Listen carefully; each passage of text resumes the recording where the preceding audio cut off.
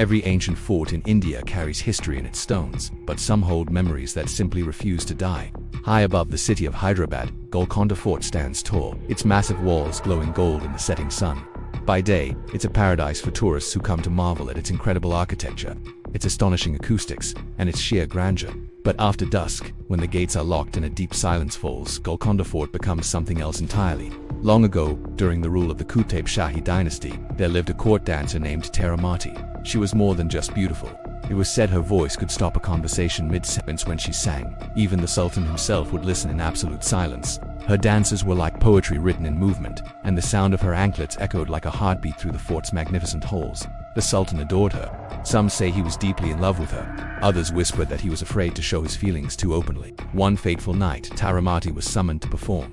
She arrived at the court to find it completely empty, but she was told the Sultan would be there soon.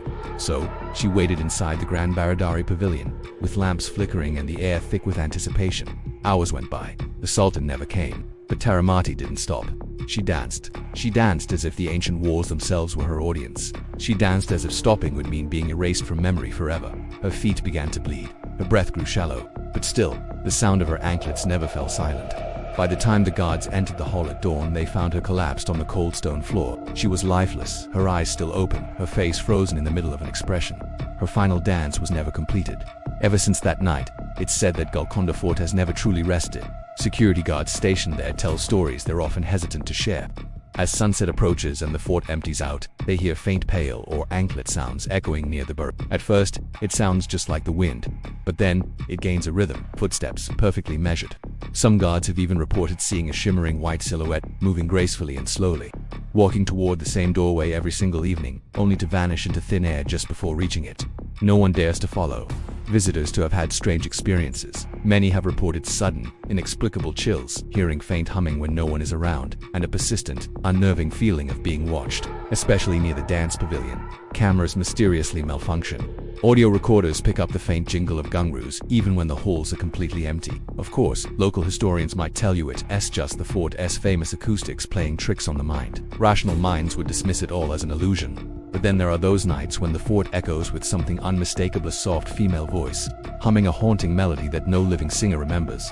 Yet somehow it feels familiar. The old caretakers of the fort have a different theory.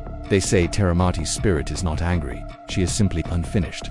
They believe her soul returns every night, repeating the same steps, forever hoping that the Sultan will finally arrive to see her perform. She's hoping that one day her final performance will be seen.